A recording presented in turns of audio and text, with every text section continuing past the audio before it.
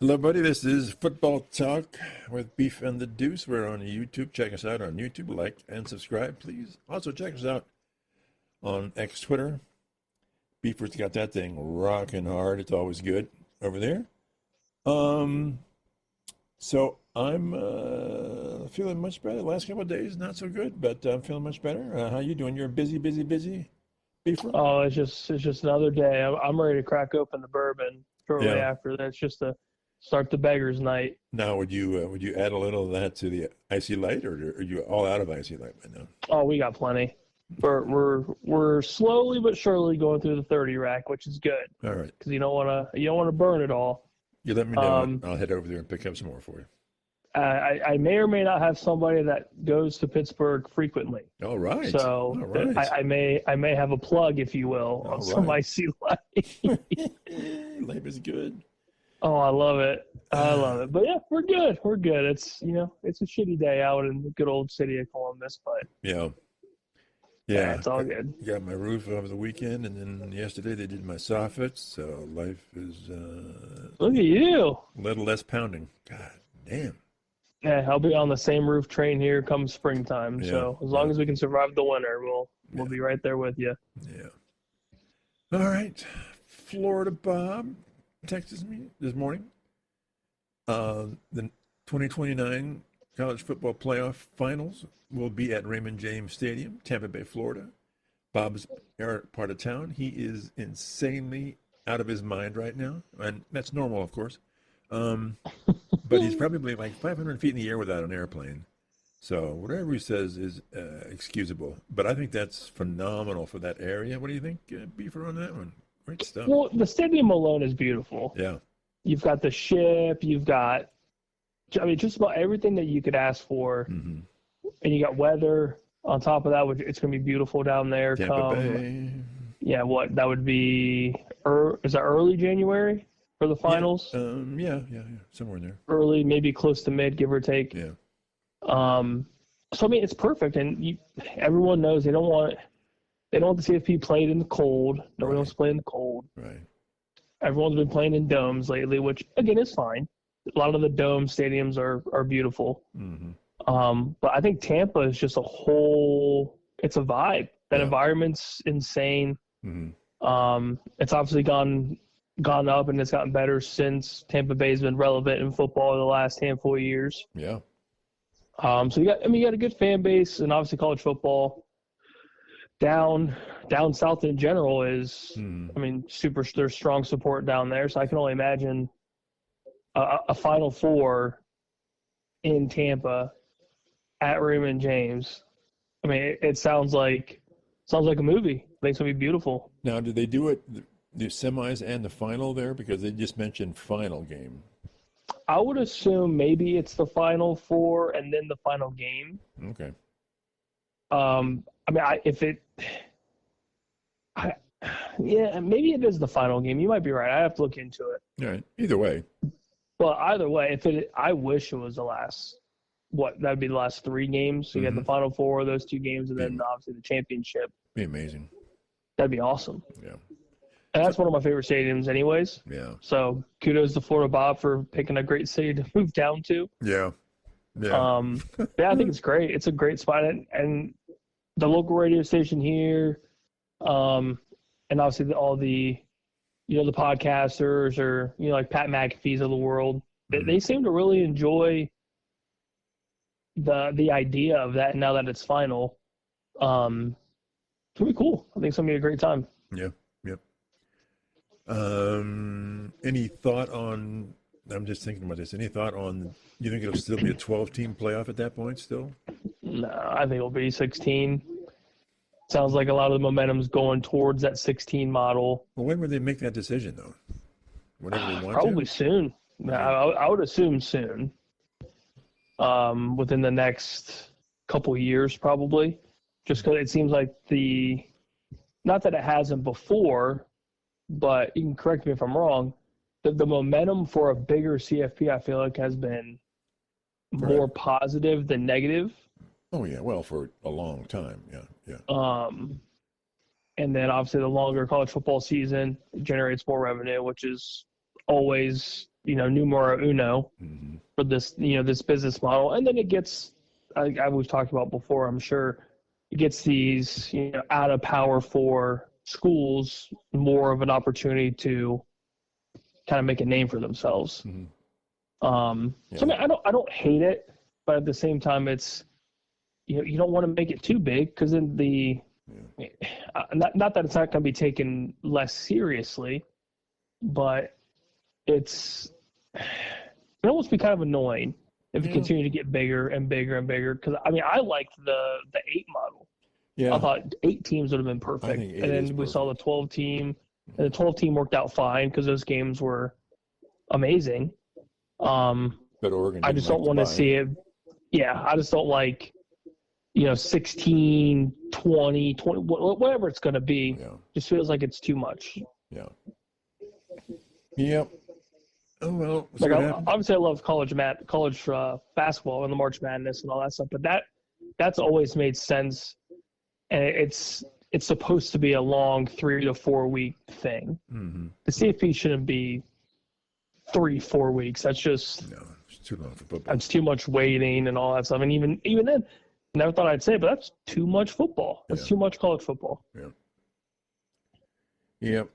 And you can't really not conflict with NFL at that point.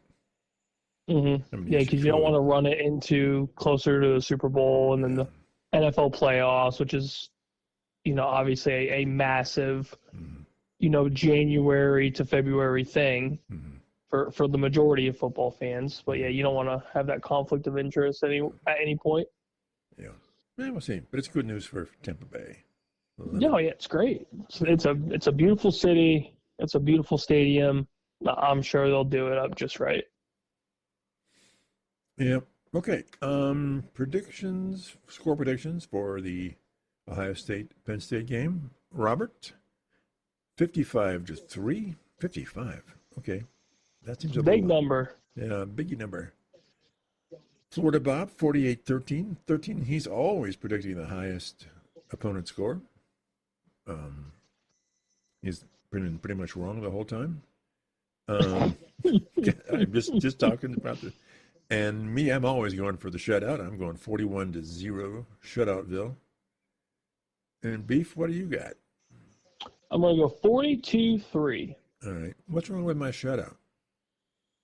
I have no issue with the shutout because I would love for Penn State just to get blown out of the water. Yeah. Shutouts are just hard.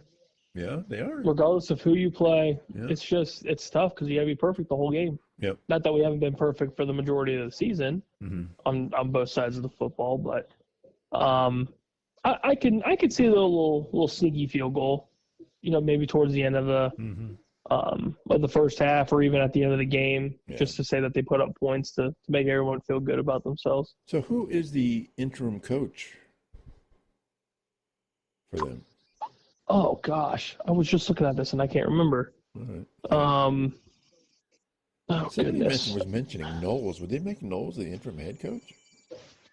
I don't believe so. I thought that was the initial idea. It's Terry Smith. That's who it is. And was he the OC? Or? He was just the associate head coach. Oh, okay. All right. Yeah, I thought initially it may have been Knowles, but he hasn't, I guess, been there long enough to maybe be that. But I mean, either way, it's a headache. I feel like that program alone is just a pretty. God, I don't know if you would say a divided team, because I'm sure the players are still wanting to, win. And this is their Super Bowl. At the end of the day, they've lost 4 straight games. 4 in a row. The season's gone to hell. This is their game. This is the game of the season for them, and then everything else is kind of a wash, even though the season's a wash in general. Yeah. So who knows? I see it being ugly, especially with the offense going up against Knowles again, just to kind of put it to them, like, hey, thanks for leaving. Here's this. So yeah, I would love a shutout. I think that'd be great. So we were talking special teams and running attack last time, and you were poo-pooing the idea that it needs to improve, but I think, you think they're going to try and get some running game going here? I would hope so. Especially like we've always talked about, one of the most important things in these football games is establishing dominance at the line of scrimmage. Mm-hmm. And I think that starts with a solid rushing attack, and I think they'll get it going early. Just to, again, kind of show like that alpha mentality, if you will. Mm-hmm. And I think Ryan Day and the coaching staff are still, I would say, a little bit bitter with Knowles leaving the way that he did. Yeah. Now, obviously, they are extremely happy with Matt Patricia and the immediate growth of the defense. What does that say about the program? They go from Knowles to Patricia, and it's just like up. It just take a step up. It's amazing. I don't know if you could explain it in a better way outside of just impressive. Yeah. Because nobody really had I shouldn't say anybody or nobody. I would say the immediate kind of question mark of the hire with Patricia was definitely there, because it was just an unknown thing. Because he left the pros with kind of a sour taste, and I guess the outlook of coaching in general, if you will. And it's his first year in college football as a coach, coordinator, whatever position. Mm-hmm. And he's coming here and just completely beat the brakes off of teams. Yeah. Yeah. I mean, it's wild. No, nobody doubted his experience and his knowledge. Mm-hmm. It was just, it's more of college football is a completely different sport than the pros. Yeah. Because in the pros, you're coaching pros. These are, the elite of the elite. Yeah. So yeah, I mean, it's a kudos to Ryan Day. It's a kudos to all the powers that be that come into, that decision making. Yeah. Yeah. It didn't miss a step. In fact, took an extra step. That's amazing to me. Oh, it was, already on a high horse with Knowles and Day and winning the national championship. Yeah. You can even argue that it's even better than that defense, that national championship defense, that CFP run defense. Yeah, you're okay. I'm not saying it's true. I'm saying you can make a good argument that this defense, could be better, if not already better, depending on, I guess, who you ask. I mean, that CFP defense was insane. Yeah. But there's, I guess, if I'm devil's advocate, I think there's more of the red zone defense from that CFP run was insane. But so you're starting to see the same thing. You're starting to see that now. Yeah, the red zone is like impenetrable, right? Yeah, and there's barely any yardage being gained by the opposition. Yeah. There's that bend but don't break, but at the same time, it's almost just as nasty, if not more nasty. Right. And the scheme and everything that's been talked about this entire season, I mean, I would say that the confusion aspect of what Patricia is doing compared to what Knowles did is unmatchable. The fact that you've got coaches saying, yeah, we thought it was this and it ended up being this. Yeah. And it's every time, and they're never able to figure it out. Right. That's impressive. Yeah. Like, it's truly impressive. Like, Knowles did his thing, and there was always question marks on some of his decision making for whatever whatever defense was called or whatever adjustments were made. I don't think there's ever been a single question of Matt Patricia yet. Not one negative thing. Outside of the lack of turnovers, and then boom, there you go. There was turnovers galore the last game. Yeah. But yeah, I mean, it's I would say, for me at least, it's getting to that point where I'm maybe hedging towards the Patricia defense is, a little bit better than what Knowles' run last year was. Yeah, I agree. Yeah, who's that one fellow last year that always would get the pass interference? Oh, Igbinosun. Even he seems to be getting better at that this year, right? Not as much. Not as much. And there's been some that should have been called and they weren't. Right. But that's the nature of the sport. Yeah. But yeah, it seems like the discipline is unmatched. Yeah. For every position player on that defensive side. It's just it's surprising. I would say that's probably the best word for it is it's surprising yet happy. Like us as fans we're extremely happy to see, the Silver Bullets 2.0, if you will, from last year to this year, and it's still going outside of the loss of however many players. Don't you think that the Ohio State's they're staying in their lane, they're doing their job, they're doing what they were asked to do, and they've totally bought into this plan defensively. So it doesn't seem as flashy, it doesn't seem as dramatic, but they're just there and they're just stopping people. It's just like, okay. Yeah, and week in and week out, you're seeing development from every player. Even Caleb Downs being as good as he is, he's getting better every week. Caden Curry getting better every week. Beast. You guys are beast. And the list goes on. Yeah. They're all studs from the ends to the secondary. They're just better and better, and they show that they're better week in and week out against whoever they're playing. Hopefully that continues. And when we get to the game, I don't want to see a negative 180, right? And us kind of forget how to play. So we'll see. Anything else in the college outlook that's got your eye nationally? Top 25 going on here. I know we're going to get our college upsets here really fast. Yeah, let's have into the upsets. Let's hear your upsets. This is wild. So initially, when I looked at the schedules, I'm thinking, all right, I've got, as much as I love Vandy, I got Texas beating Vandy it's at Texas, and Vandy's rated higher than Texas. But if you look at the spread, they got Texas at 2.5, minus 2.5. So I was talking to Robert, said, is that really an upset if Texas wins and they're at minus 2.5? So typically for those home games, you get that 2.5 spread as a home favorite, and those ranked matchups for the most part, depending on how good you are. Yeah. I still like Vandy. I like Vandy. I think they're the better team, but it's at Texas, man. It's at Texas. Would your opinion change if Arch doesn't play? I don't know. The other guy apparently did a pretty good job last week. I don't know. I don't know.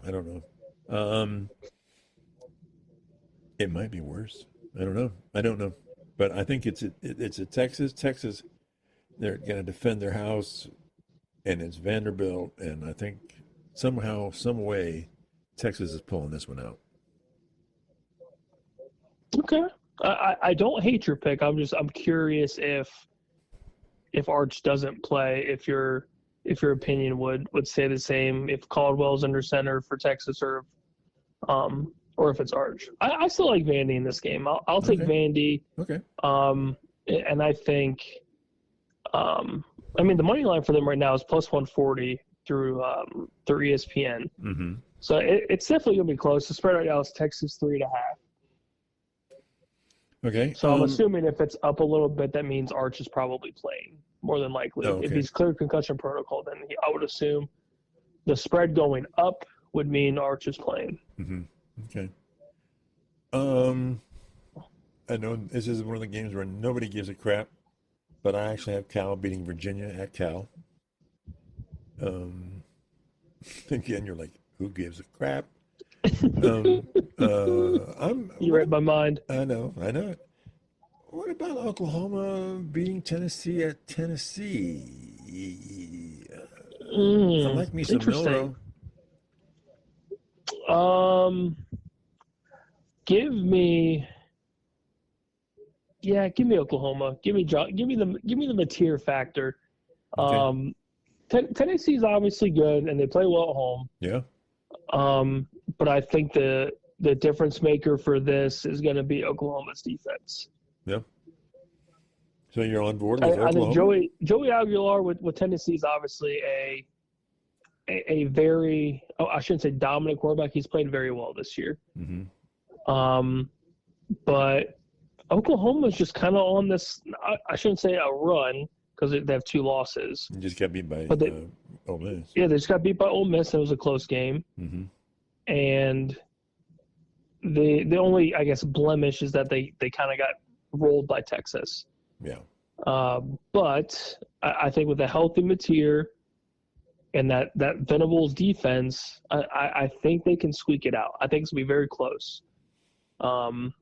They got Tennessee as the home favorite by 3.5, which is normal, but the money line for OU is plus 120. So it's it's approaching a coin flip, which I would assume it would be closer to game time. Right. So, isn't the SEC more interesting this year than last year than the traditional SEC where it's always the top 3 or so? Yeah, it seems that way. Vanderbilt, Oklahoma, Tennessee, they're all fighting for it, man. Ole Miss. Yeah, I mean, Vandy's obviously the biggest surprise of the SEC, just coming out and doing their thing. Yeah.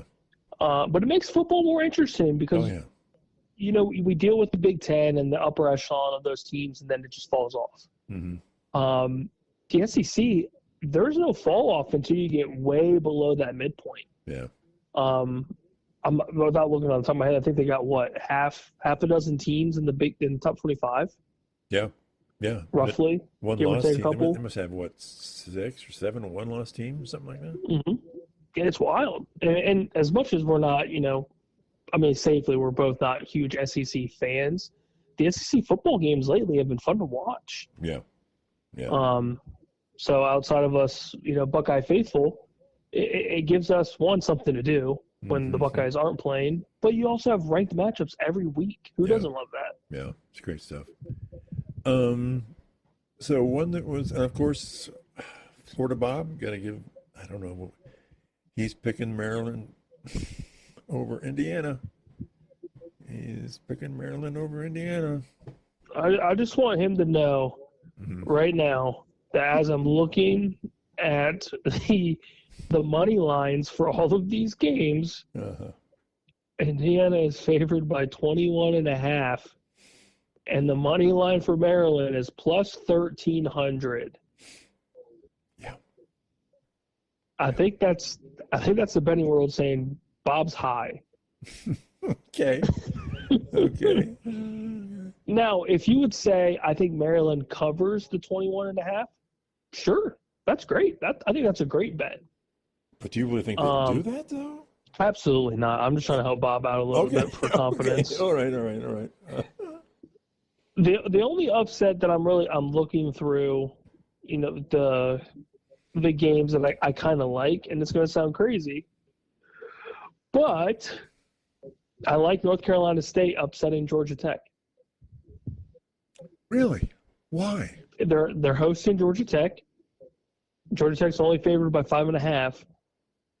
And Georgia Tech hasn't really been tested all that much. They've had some close games throughout their season. They haven't lost. And then they have that win against Clemson. But I kind of like NC State pulling off the upset and kind of an air raid type offense with NC State. Okay. All they would need to do is somehow, some way, stop Haynes King from running all over them, passing all over them. But NC State produces a lot of offense. I can see it being a high-scoring, close game, especially, and it's a night game at NC State. Okay. Why not? Why not? All right. So I'm looking at this. I'm looking at some Big Ten, and I'm thinking to myself, I really like USC. I think they're a much better team than Nebraska, but this is at Nebraska, and I'm getting that little upset itch. And I'm thinking, so I texted Robert. I'm going, Robert, what do you think about this? And he goes, yeah, I'm taking Nebraska. Taking Nebraska over USC. I go, yeah, I think it's, although USC is a better team. Interesting. So, Robert, so the only reason I'm going against you guys is that it seems like Matt Rule just has the opposite itch of you guys. And can't win these ranked games. Yeah. Okay. Any number next to a team, I feel like Matt Rule just can't win. So he's I just mean, got I'm looking at it, they lost to ranked Michigan, close game by 3. yeah. And when they were ranked, they got the brakes blown off them by Minnesota. Yeah, that was a weird game. Yeah, Minnesota. So Okay. I'm going to say, even though Matt Rule just signed his extension to stay at Nebraska, they have some belief in him. I don't believe in him. So therefore, give me the Trojans. Okay. I think they cover the spread right now, which is 5.5 or 6.5. I think they cover it. I think they're fine. Yeah, on paper, I like USC. They're a better team, but Mm-hmm. I like me some upsets. Maybe some Dylan Raviolis actually shows us that he's a decent quarterback. We'll see. So, okay, that's it for what we've got in terms of college. Let's see, that's it for college. So let's talk a little pro game upsets this week. Now, I'm looking at the schedules and I'm thinking whatever, and I ask Robert, and he texts and he goes, Steelers over Colts. I'm like, what the fuck? Steelers over the Colts? Because I'm like, I blew right by it and said, that's not going to happen. Then he's like, Steelers over the Colts. I'm like, that'd be a hell of I love that pick. I just love that upset pick. Interesting. I mean, paper? No way. No way. It's at Steeler land. They need it bad, and the Colts don't need it bad. And I just love the concept of that pick. If they can somehow limit Jonathan Taylor, well, yeah, it makes the game a little more interesting. I think the factor is Jonathan Taylor. He's been on an absolute MVP style rampage to start off this first half of the season, and nobody's really stopped him. Yeah. Now, if the Steelers can, and they force Daniel Jones to try to beat them with his arm, then okay. I don't see the Steelers being able to stop Jonathan Taylor, the play action, the deep ball, Michael Pittman, and the Colts defense has been playing really well this year. Yeah. Forcing turnovers, not shutting teams out, but just limiting them, to total offense.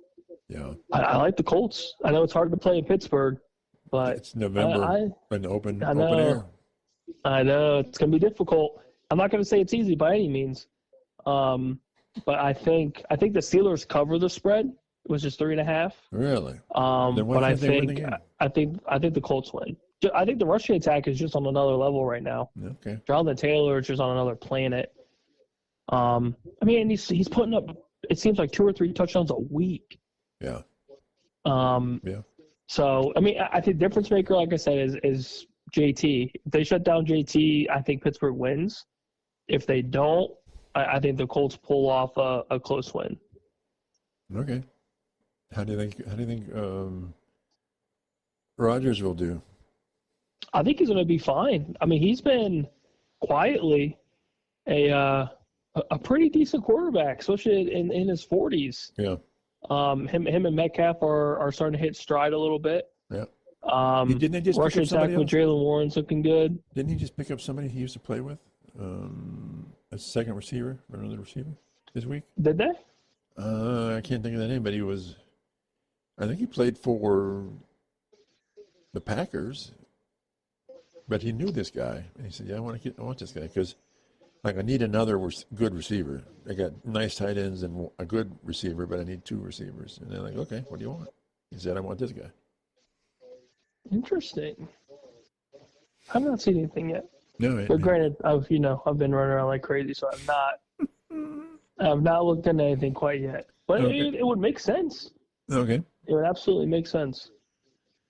I am taking. So who's your upsets then? Give me the Giants. Give me the Giants over the Niners. Yeah. I was looking at that thinking, give me the Giants over the Niners in the Meadowlands. I was texting Robert. Robert called me crazy, and of course he did. He called me crazy, which is true. And he goes, yeah, with the injuries, the Niners are vulnerable. They're just vulnerable. It's a long trip. Yeah. Long trip. 3,000 miles. Yep, especially if Purdy doesn't play and you're banking on Mac Jones to travel to MetLife. Yeah. Now Christian McCaffrey is obviously a player that can take over a game at any point Yeah. and do his thing, and the rest is history. But I think I think the Giants have something to kind of play for with Scatterboo going down. And I think Jackson Dart is real. I think he's an overall good quarterback. I think the Giants team alone, even though their record shows 2-6, I feel like they've played better than that record since Jackson Dart. Mm-hmm. And they're competitive in the majority of those games. Now the game last week with the Eagles got away from them. The Scatterboo injury doesn't help them. That's the Eagles. And then you go back to the Broncos game a couple weeks ago. Heartbreaker, absolute heartbreaker. You blame the defense. Yeah. But they're in these games for the most part. Mm-hmm. You wouldn't have said that week one going into. You would have thought these guys were going to get blown out. Yeah. By 20 plus points. Right. But I like the Giants at home, and like you were saying with old Rob, the injuries are killing the Niners. They just can't get healthy right now. Yeah. Yep. All right. I'm taking the Bills over the Chiefs at Buffalo. As much as I want to. I know the Chiefs are on fire right now. The Chiefs are playing great, and Josh Allen just hasn't really played well. He's getting pressured. It feels like every snap, and he's making bad decisions. He's not accurate with the football. Last week they got James Cook involved early and often, and that definitely helped propel them to a well-needed W. Yeah. But they just don't have any receiver help. I mean, it's atrocious. They've got Khalil Shakur, and that's it. You've got Dalton Kincaid, who's been kind of banged up. Keenan Coleman had one breakout game, and now they're just meh. Mm-hmm. And if James Cook gets stopped, I mean, their offense is kind of Yeah. like nothing spectacular. Okay. So give me the Chiefs. All right. Give me the Chiefs. Right. I'm taking the Bengals over the Bears because I think the Bengals will just outscore the Bears, and that's going to be their victory. They'll just score more than the Bears. Would your opinion change if Flacco doesn't play? Absolutely. This is basically Flacco. Okay. This is me saying Flacco against the world. I'm taking Flacco every damn time. I know that makes no sense, but that's the way I'm thinking about it. And damn it, that's the way I'm going. Flacco. Yeah. If Flacco plays, give me the Bengals. If Flacco doesn't play, give me the Bears all day. Oh, yeah. Just over by half at least. Yeah. So you give the Bengals a chance with Flacco. Absolutely, I do, because he actually has people to throw the ball to, and you're seeing it. Yeah. It's pretty impressive. And if you got Flacco running and scoring, and it's crazy. Baby. He's the man. Oh, God, who would have thought that, right? So that's it? Just one upset for you? Yeah. I mean, I like the Giants there. I don't like the Steelers, I guess. Mm-hmm. I know you guys do. The only game that is somewhat intriguing for me, as I'm kind of scrolling through here, is the Commanders and Seahawks. Yeah. It's going to be the Sunday night game. Mm-hmm. If Jaden Daniels is healthy, give me the Commanders at home. A lot of people are saying that. A lot of people, in fact, Sports Illustrated predicted that upset. Yep. If Jaden plays, give me Washington in kind of a ugly-ish kind of game. Mm-hmm. Not super high scoring by any means, but just kind of a gritty win. Yeah. A win that they desperately need. Mm-hmm. Especially with the East being the East. Yeah, I like Washington with Jaden. If there's no Jaden, then it's Seattle all the way. Okay. Speaking of Sports Illustrated, they gave their upset list, and that was on it. Also, they predicted Cincinnati over the Bears. And two that just won. Anyway, they're putting Atlanta over the Patriots. And their thinking is it's a 50-50 shot with Atlanta. They're on or they're completely off. So they're taking Atlanta over the Patriots because they think they're probably going to be an on day for them. No. I didn't think so either. But No. okay. It's wishful thinking. Wishful thinking, but I think Patriots at home, like you said, it's getting close to prime football weather. Yeah. And East Coast gets cold. That's on the coast. Yeah. So yeah, and the Patriots are just playing damn good football. Yeah. Drake May's on a pretty solid level right now. Mm-hmm. The only question that I have with them really is just the rushing attack. They're not getting Travion involved the way that a lot of us thought that they would. But Drake May's playing great football, and their defense is playing pretty solid. Okay. I don't see a 50-50 team like Atlanta being able to go into Gillette Stadium and pull off that upset. Okay. You're not going to like me for this, but they are picking the Cardinals over the Cowboys. Yeah, they can get drop kicked. If we lose to the Cardinals, I quit as a fan. So you're saying that's crap? The Cowboys will win? I would hope so. I mean, Kyler Murray is still iffy with I think it's his foot. Apparently he hasn't lost when they're playing Texas or Cowboys at home though. In other words, in Texas he hasn't lost there. Mean anything? No. I mean, our defense does suck, so it would not surprise me one bit if Kyler Murray had the game of his life against us, because that's just how our defense operates. But my faith is in, I know it's going to sound super crazy, Dak Prescott's played some damn good football this year. He has. And CeeDee Lamb being back, George Pickens and that duo, or that trio, if you will, is pretty good. But I think the big factor for us is that Arizona's running game is very questionable. And so it's going to be probably a one-dimensional offense for them, and Kyler Murray loves turning the ball over.